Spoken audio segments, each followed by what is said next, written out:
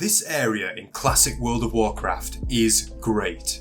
It's memorable, unique, people love it, and that shouldn't make any sense, because this zone isn't some spectacular fantasy landscape, it's not tied to an epic questline or major piece of in-game lore. In fact, it's anything but special, on the surface anyway. I'm Vulgrin, and today I'm going to talk about one of my favourite spots in classic WoW, the Shimmering Flats.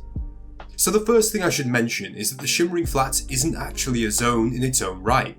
It actually sits at the southeastern end of the Thousand Needle Zone, which, as you can see from this expertly annotated diagram, functions a lot like a giant cul-de-sac, just without the highly territorial, passive-aggressive grandmas. But you could be forgiven for thinking that the Flats is its own zone due to how different it is from the rest of Thousand Needles, but we'll get to that contrast in just a minute. The Shimmering Flats is a large circular salt flat, or playa as they're known in some areas. These actually exist in the real world, and they're formed when a body of water, such as a lake, evaporates because the water can't drain into the ground and isn't being recharged by rain fast enough. This leaves a flat expanse covered with alkaline compounds or with salt, hence the term salt flats. One of the things I really like about classic WoW is that a lot of the zones in the vanilla game were inspired by real world places, and the Shimmering Flats is a great example of this. I initially thought that the flats were based off Salar de Uyuni in Bolivia, the largest salt flat in the world, and the only one I'd heard of before making this video, to be honest. But it makes much more sense for the Shimmering Flats to be inspired by a place called the Racetrack Playa, located in Death Valley, California. It's called the Racetrack because of a mysterious phenomenon known as the sailing stones. Slabs of rock which are moved across the flats by the forces of wind acting on a thin layer of melting ice underneath the slabs, which causes them to slide along the ground without human intervention. Or maybe the Undertaker did it, who am I to say? As they travel, the stones leave distinctive traits in the ground which really do look a lot like racetracks. And to tie all of this together, the reason why I see Racetrack Playa as the clear inspiration for the Shimmering Flats is that the only settlement in the flats is, you guessed it, a racetrack run by gnomes and goblins. So now that I've explained what the place is, let's ask that initial question again. What is it that makes the Shimmering Flats memorable and appreciated by players, and why is it one of my favourite spots in classic WoW? Well, on a purely practical note, it's convenient, and I mean really convenient, in what is, let's be honest, an often painfully inconvenient game. You arrive here in the mid-level 30s after a long period of bouncing back and forth between various zones, and I know vanilla WoW is all about the grand adventure, but by this point, trust me, you are really getting those frequent flyer miles in. But then you head to the Shimmering Flats for the first time. You find an open, circular space with no obstacles and a series of quests handily located in the centre. Best of all, these are simple kill and collect quests, great for zoning out with a podcast on in the background and doing some chill levelling, earning additional experience and some pretty decent grey items for vendoring. What do these quests involve, you ask? Are they heroic adventures, defeating evil? Of course not. Instead, you'll be doing what World of Warcraft is truly all about: slaughtering endangered wildlife. Basilisks, scorpions, and someone should really tell Blizzard to leave the turtles alone. The only thing that the Flats doesn't have going for it by way of convenience is its own flight path, but that's only because there is one located in Gadgetzan, a stone's throw away in Tanarus.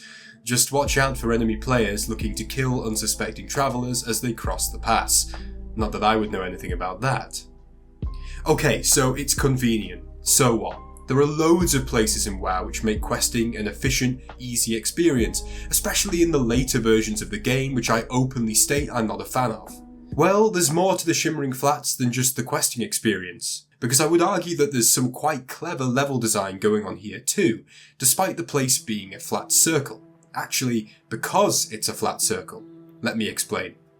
Recall how I earlier said that this area isn't its own zone, but rather forms the eastern end of the Thousand Needles?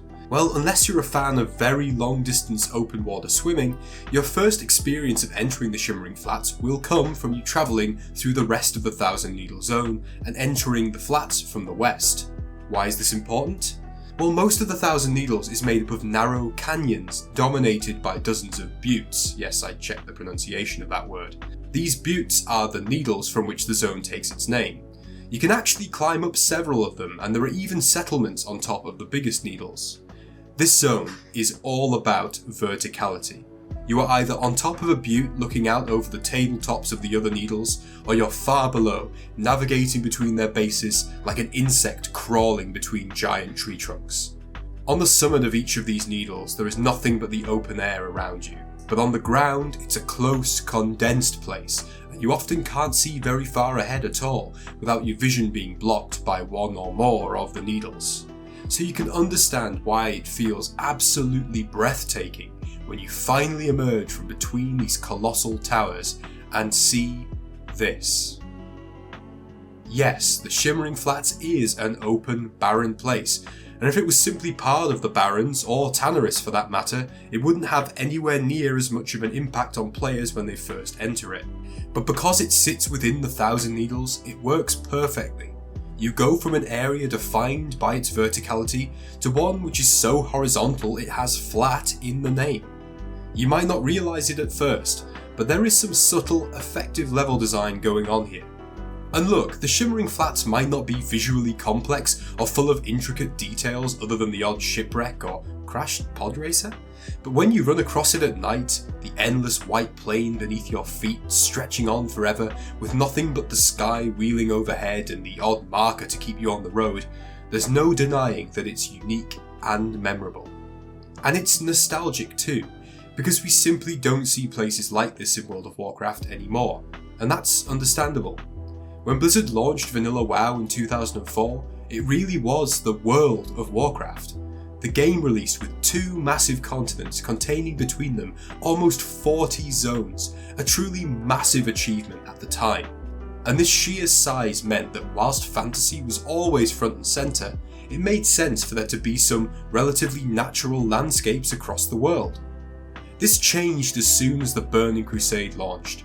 Remember that there were nearly 40 zones in Vanilla WoW? Well, the new continent of Outland had just 7. And sure, there were 4 new starting areas and the Isle of Keldanas, but I'm sure you get the point. Players were crammed into a much smaller landmass, and as a result, the focus shifted from the vastness of the world to the detailed, awesome visuals of individual zones. And as amazing and truly epic as zones like the Blade's Edge Mountains, Icecrown or Suramar are, sometimes there's nothing better than finding yourself in the middle of an endless expanse, like being lost on a faraway moon, adventuring on another world.